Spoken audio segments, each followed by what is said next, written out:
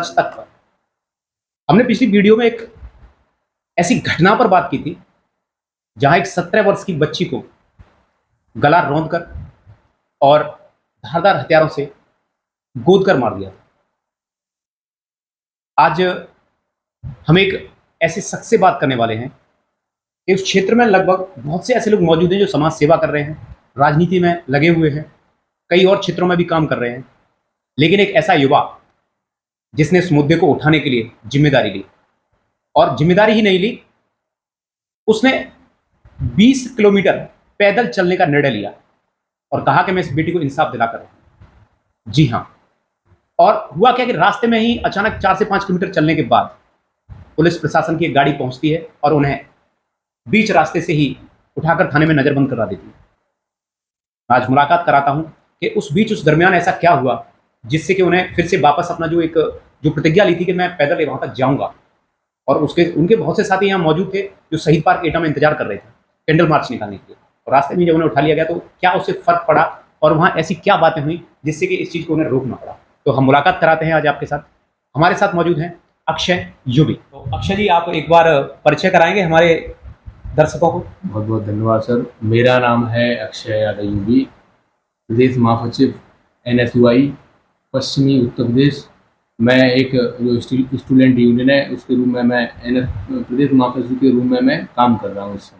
किसी के साथ अगर गलत व्यवहार हुआ हो, दुराचार हुआ हो, किसी व्यक्ति को परेशान किया जा रहा है, मैं हर उस व्यक्ति के साथ कंधे से कंधा और भाई बनकर, बेटा बनकर और दोस्त बनकर उसके साथ मैं हर तरीके से उसके साथ खड़ा हूँ। क्षेत्र जिले के अंदर किसी भी व्यक्ति को परेशान किया जा रहा हो, दबाया जा रहा हो, उसकी आवाज़ को दबाया जा रहा हो, मैं उस व्यक्ति के साथ हर तरीके से हर संभव मदद करने के लिए तैयार हूँ।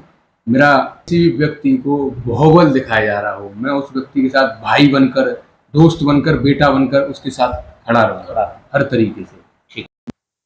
हाँ, तो अक्षय जी, मैं आपसे पूछना चाहूँगा, जैसे आपके अंदर अचानक से विचार आया कि जिस तरह से आपने एकदम से निर्णय ले लिया कि मैं कल पैदल नंगे पैर वसुंधरा से एटा तक चल कर जाऊंगा। सबसे बड़ी बात ये थी कि मैं 14 तारीख को अपने घर पर ले था।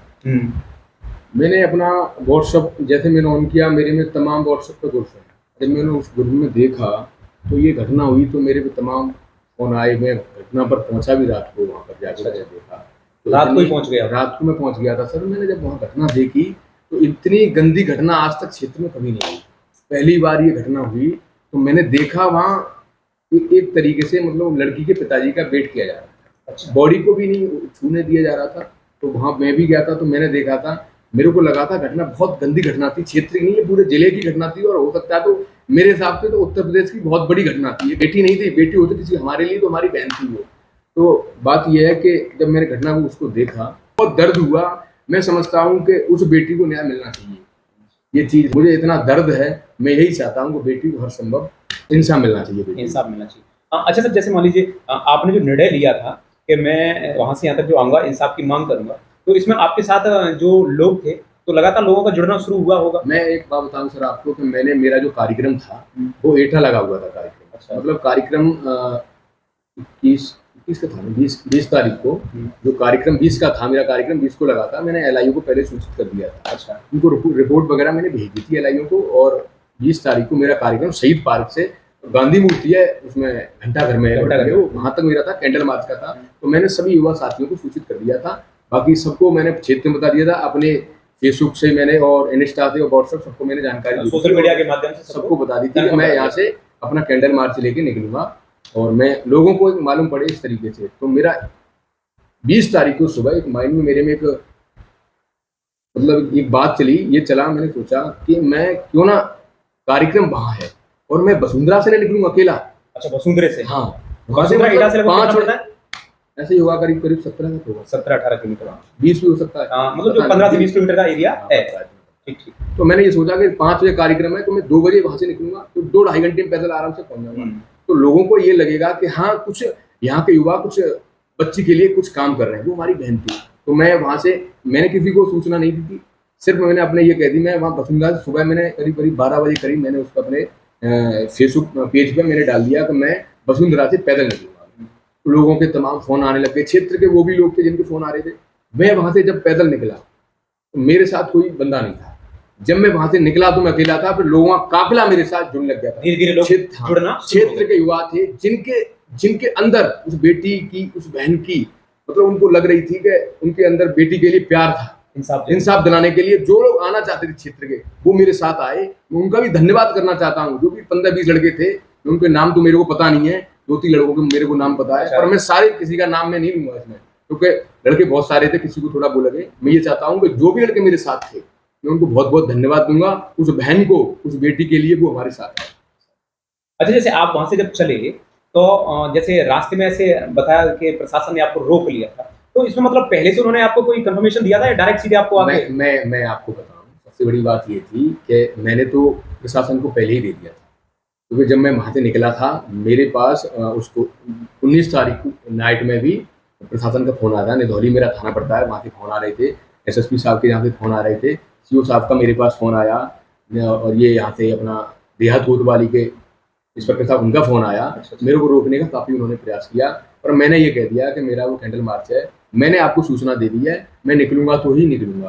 फिर उनका जब मैं निकलने से पहले उनका जब मेरे पास फ़ोन आया, करीब करीब उनका फ़ोन आया 2:30 बजे, मैं निकला था 3 बजे करीब, लेट हो गया था कार्यक्रम में, वो लड़के नहीं आ पाए थे। तो जब मैं वहाँ से निकला तो प्रशासन का मेरे पास फ़ोन पर फ़ोन आ रहे थे मुझे, मतलब एक तरीके से वो मना कर रहे थे कि ये बेटा ठीक नहीं है, ये चीज़ें आप, हम लोग आपके अच्छा, साथ। समझा रहे थे या आपको मतलब दबाने की कोशिश कर रहे थे? कुछ थोड़ी चीज़ ये थी कि दबाया तो नहीं था, उन्होंने समझाया। अच्छा, समझाया था आपको, हाँ, मतलब कि आप ठीक, ये चीज़ें बेटा मत करो, ये चीज़ सही नहीं है, हम हर तरीके से आपके हम साथ हर हैं। संभव प्रयास कर रहे हैं। मैंने कहा सर ये चीज़ें ठीक हैं, फिर भी मैं अपने क्षेत्र के लोगों को मतलब एक मैं दिखाना चाहता हूँ कि हम लोग एक मैसेज दूँगा जो- मैसेज देना चाहता हूँ कि लोगों को ये लगना चाहिए कि किसी के साथ किसी की जिसका जाता है ना सर, उसको मालूम पड़ती है। नहीं, उसको दर्द होता है। हाँ, उसको दर्द, जैसे उसकी माँ है, बहन तो नहीं है उसकी, वो अकेली लड़की थी, और किसी भी गाँव को भी दर्द है, जो क्षेत्र को पूरे को दर्द है। नहीं, बिल्कुल। तो जब मैंने वसुंधरा से निकलना शुरू किया, उससे पहले तमाम मेरे पास फ़ोन आए, मैं रुका नहीं। मुझे उससे ये भी कही थी लोगों ने कि आपके, लोगों ने कही थी, प्रशासन ने नहीं कही थी, लोगों ने कि मुकदमा लग जाएगा। तमाम क्षेत्र के लोगों के फ़ोन आए, तमाम जो लोग बेटी की आवाज़ को उठाना नहीं चाहते थे, उनके तमाम फ़ोन आए थे मेरे पास, मुकदमा लग जाएगा। तो मैंने ये कही थी, मुकदमा लग जाए चाहे कुछ भी हो जाए, मैं रुकने वाला नहीं हूँ। मैंने अपना फ़ोन ऑफ किया वहीं से, और मैंने अपना फ़ोन ऑफ करके मैं अकेला और मैं प्रोटेस्ट करते हुए वसुंधरा से निकल गया। निकलते निकलते मेरे वसुंधरा में मैं आज तक भी समय पैदल नहीं चला, आज तक पहली बार मैं पैदल चला था, जिससे मुझे दिक्कत हुई थी। पुल वसुंधरा में ही मैं 2 किलोमीटर चलते ही मेरे पैर में, मैं आपको भी दिखाऊंगा, मेरे पैर में गिट्टी लग गई थी, मुझे चला नहीं आ रहा था। फिर भी मैं गधनपुर के पुल जैसे मैंने क्रॉस किया तो मैं लंगड़ा रहा था बुरी तरीके से। लोगों ने मुझे देखा, लोगों का काफिला अपने आप धीरे धीरे करके जुड़ता चला गया। कम से कम 50 युवा ऐसे जुड़ गए, और मुझे ये लग रहा था सर, मैं अगर एटा तक पहुंच जाता तो कम से कम बता रहा हूँ मैं, कम से कम 200-300 युवा मेरे साथ जुड़ जाते, काफिला बनना था। मैं बादशाह क्रॉस करने ही वाला था, तब तक सीओ सर एटा, बाकी इंस्पेक्टर साहब देहात कोतवाली और निधौली के इलाके जो इंस्पेक्टर साहब हैं वो भी थे, और कम से कम 4 से 5 गाड़ी थी फोर्स की। मुझे वहां रोक लिया मेरे साथियों के साथ, मुझसे बात हुई सर की, सर ने कहा कि हम लोग आपके साथ खड़े हैं, समझाया मुझे। तो मैंने कहा सर मैं एक संदेश लेके निकला हूँ, मुझे सिर्फ ये संदेश मतलब मेरा आप लोग हो जाने दीजिए, और मैं यही चाहता हूँ कि बेटी को न्याय मिले। सर ने कहा इस तरीके से संदेश क्या है, आप इससे जिले के अंदर एक गलत मैसेज है, ये उन्होंने मुझसे कहा कि जिले के अंदर इतना गलत मैसेज जाएगा आपको कि जिले के अंदर कोई भी घटना होगी तो आप उसके जिम्मेदार होंगे। मैंने सर किसी भी तरह की कोई घटना हो जाए मैं जिम्मेदारी मैं लेता हूँ, मेरा कोई भी लड़का किसी तरह की कोई दिक्कत नहीं करेगा। बादशाह से सर मुझे उन्होंने फिर अपनी गाड़ी में बिठा लिया था। मेरा एक साथी भी उनके साथ आया था, बोला उस साथी ने कही थी चाहे अक्षय को जेल हो जाए मैं अक्षय के साथ रहूँगा।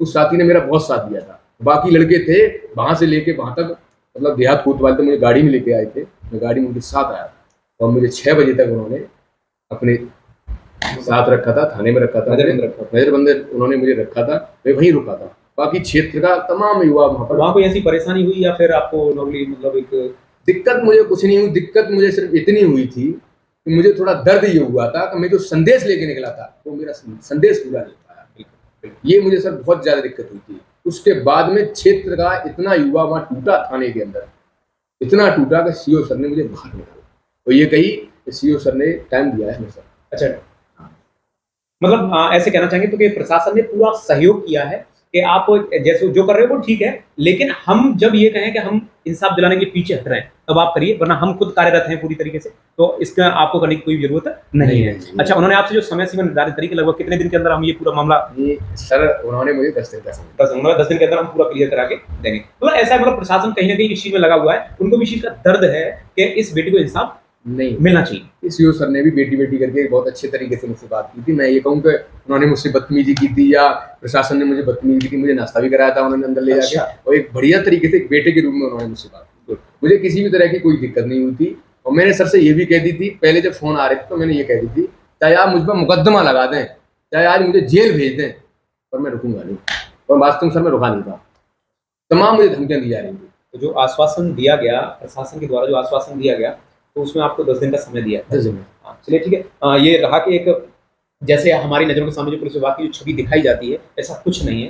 लेकिन हाँ, ठीक है, आपने जो प्रोटेस्ट किया, आपने जो आवाज़ उठाई, और आज मुझे लगता है कि शायद उस आवाज़ को उठाने के लिए आपके साथ जो युवा उस समय 50 या 60 एकत्रित हुआ था, हाँ, आज शायद उस हर युवा के पास आपका मैसेज पहुँच चुका है कि आप जिस काम के लिए वहाँ से शुरू किया था आपने, आप नहीं पहुँचे बेशक, लेकिन फिर भी, हाँ, लेकिन फिर भी युवाओं को ये संदेश मिल गया कि हाँ, इस युद्ध में इसमें शामिल होना है। अगर आगे अगर आप कहना चाहोगे, जैसे अगर कोई भी काम ऐसे नहीं होता है कि अगर कोई भी प्रशासन किसी भी तरीके से किसी कारणवश अगर उस तह तक नहीं पहुँच पाता है, तो आगे फिर ऐसा कोई निर्णय आपका है पहले से? निर्णय सर ये है हमारा निर्णय, तो आप क्षेत्र में वहाँ रहते हो तो मैं आप रहता हूँ, और होंगे। मैं बचपन से राजनीति कर रहा हूँ, मतलब मैं छात्र राजनीति मैंने बचपन से की है, और मैं हमेशा यही चाहता हूँ किसी भी व्यक्ति को दबाया ना जाए क्षेत्र के अंदर, और मुझे पूरा क्षेत्र जानता है, सब लोग मुझे प्यार करते हैं अच्छे तरीके से। मुझे प्रशासन ने सीओ सर ने मुझसे ये कही थी कि 10 दिन का समय दिया है, तब मैंने सर से ये कही थी अगर 10 दिन बाद कोई भी निर्णय आपके द्वारा नहीं लिया गया, तो मेरी टीम और क्षेत्र का हर युवा और जिले का हर युवा, मेरा जो युवा साथी है, वो 10 दिन के बाद बहुत बड़ा आंदोलन करेंगे, जिसको हमने भूख हड़ताल का नाम दिया है। भूख हड़ताल का? हाँ, मतलब लड़की को हर संभव हर प्रयास, चाहे मेरी जान निकल जाए, मैं कसम खा के यहाँ कह के जा रहा हूँ, लड़की को 10 दिन के अंदर उन्होंने अगर पर्दाफाश नहीं किया, तो चाहे मेरी जान निकल जाए, चाहे मैं मारा जाऊं, लड़की के साथ हर तरीके से खड़ा हूं, और ये केस पूरा खुल कर रहेगा सर, आप देख लेना, मैं खोल कर रहूंगा। और इस संबंध में चाहे मुझे अब राहुल गांधी से मिलना पड़े, चाहे योगी आदित्यनाथ जी से मिलना पड़े, चाहे एटा सांसद देवेश साकी जी से मिलना पड़े, चाहे अखिलेश यादव जी से मिलना पड़े, मैं हर संभव हर तरीके से हर नेता से मिलूंगा और बेटी को न्याय दिलाकर रहूंगा। और मैं प्रशासन अभी अच्छे तरीके से काम कर रहा है, इस तरीके से मैं क्षेत्र के युवाओं को भी एक मैसेज देना चाहता हूँ, बिल्कुल उलट तलक बातें भी नहीं करें, गलत बातें नहीं करें, क्योंकि जिसका जाता है उसको दर्द होता है। अगर लड़ाई लड़नी है, मैं लड़ रहा हूँ लड़ाई, मेरा साथ दें। मैं बता रहा हूँ सर, कुछ दिन के बाद मेरे पास क्षेत्र के और जिले के तमाम युवाओं के मैसेज आए, व्हाट्सएप पे मैसेज आए, मैसेंजर पे मैसेज आए, लोगों ने कहा कि आप आंदोलन करें, जिस चीज की जो जरूरत पड़ेगी हम आपके साथ हैं, पैसे से लेकर मतलब किसी भी चीज की। मैंने सर मुझे पैसे की जरूरत नहीं है, मुझे आपके साथ की जरूरत है, आप नहीं दोगे मैं अकेला लड़ूंगा। भगत सिंह ने भी अकेले अपनी लड़ाई लड़ी थी, तो ये लड़की की ये जब तक अभी हमारा देश कहाँ आजाद हुआ है, अगर आजाद हो जाए तो ऐसी घटना होगी, आप बताइए। नहीं, ये घटना बहुत निंदनीय है। और 2 दिन जब वहाँ पहुंचे थे तो उनके पिताजी से भी हमारी बात हुई थी, तो वो भी, उनका भी कहना यही था कि प्रशासन ने हमसे यही कहा है कि हम जल्दी ही इस पर जो भी उनका निष्कर्ष निकलने वाला है वो क्लियर करेंगे। मैं आपसे भी आपके चैनल के माध्यम से मैं पहले ये चीज़ें कहना चाहता हूँ। बिल्कुल बिल्कुल, आप बताइए। कि उनकी जो फैमिली है, सबसे बड़ी बात यह कि उनको फैमिली को भी आगे आना पड़ेगा अगर वो न्याय चाहते हैं। तो अगर उनके पिताजी मुझसे पर्सनल मिलने, मैं कसम खा रहा हूँ, कल आगर रोड पर मैं अकेला निकला था, मैं फिर निकलूंगा कल। आगर छोड़ो, मैं कम से कम 500 किलोमीटर की दूरी पैदल तय करूंगा और बेटी को हर संभव न्याय ला कर रहूंगा। बात यह कि उनकी फैमिली को भी आगे आना चाहिए। उनका गांव पड़ता है गधनपुर आगर रोड पर, उनके गांव के हर व्यक्ति, युवा को, बुजुर्ग हैं, उनको जिस तरीके से जो है उन सबको आगे आना चाहिए। और उनसे हम मुलाकात हुई तो उनका कहना है कि अभी देखो उनकी बेटी गई है तो वो थोड़ा दर्द में है और वो इस चीज को महसूस कर रहे हैं। धीरे धीरे वो सारी चीजें आ रही हैं उनके अंदर, लेकिन क्या है ना कि वो उन्हें अभी जैसे प्रशासन से जो दिया गया है कि कह दिया है कि चलो ठीक है करेंगे, तो वो उसी हिसाब से भी काम कर रहे हैं कि ठीक है प्रशासन, और फिर ठीक है प्रशासन से संतुष्ट हैं वो, और कार्यरत जो चल रहा है उनका कार्य वो सब सही रिपोर्ट मिल रही है, तो इसीलिए उन्हें लग रहा है। अच्छा, जो पोस्टमार्टम रिपोर्ट आई थी उसमें जो बताया गया, वो बताया था कि मतलब बेटी को लगभग बहुत ज्यादा टॉर्चर किया गया है, उसकी शरीर की हड्डियां टूटी हुई है। मैं आपको एक बात बताऊं, मेरे को सीओ सर ने जब मेरी मीटिंग हुई उनके साथ में, 1 घंटे मीटिंग मेरी चली अंदर, और मेरे को उन्होंने सारी चीजें बताई। उस लड़की के साथ में क्षेत्र में आज तक ऐसी घटना कभी नहीं हुई। उस लड़की के साथ में इतनी गंदी घटना हुई थी, मतलब लड़की की बॉडी में हड्डी तक टूटी, आप ये समझ लो, कितना मारा होगा उसको, कितना दर्द होगा, जिसका जाता है ना उसको दर्द होता है। वो बहन है हमारी, हमारे क्षेत्र की। मेरा गांव नगला खिल्ली पड़ता है, जिला एटा का हिस्सा है। गधनपुर में और नगला खिल्ली में कोई फर्क नहीं है। और मैं बता रहा हूं, आजादी के बाद में पहली प्रधानी नगला खिल्ली और गधनपुर की हुआ करती थी।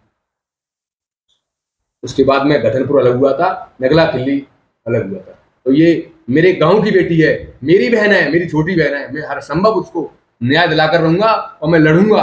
अगर मैं मारा भी जाऊंगा मुझे कोई फर्क नहीं है, मैं कोई दिक्कत नहीं किसी तरीके की। चलिए अक्षय जी, बहुत बहुत धन्यवाद। और आप जिस ऊर्जा के साथ, जिस जोश के साथ आप जो ये आंदोलन कर रहे हैं, मैं यही कहूँगा कि आप इस आंदोलन में सफल हों। और साथ ही उस बेटी के लिए मैं बस ये कहना चाहूँगा कि धीरे धीरे धीरे धीरे जो कड़ियाँ हैं वो खुल रही हैं और बहुत जल्द ऐसा कोई खुलासा होने वाला है बड़ा। सर एक चीज है, मैं आपको हाँ जी। एक टॉपिक पता क्या है। तो मैंने एक चीज देखी क्षेत्र के अंदर कि जब मैं वहां से निकला वसुंधरा से, मैं पता नहीं कब चला हूँ, मैं पैदल नहीं चला आज तक। जब मैं निकला तो लोगों ने मेरी वीडियो क्लिपिंग की, लोगों ने देखा मुझे गौर से। मतलब एक संदेश उनके दिमाग में ये गया कि ये चीजें गई, और मेरे पास तमाम क्षेत्र से फोन आए। उन्होंने कहा बेटा हम आपके साथ साथ हर तरीके से हर संभव है। तो मैं ये चाहता हूँ हर क्षेत्र के उस नौजवान से मैं हाथ जोड़कर और विनती और अपील करना चाहता हूँ कि उस बेटी को सब लोग आगे आए, उसको न्याय दिलाएं।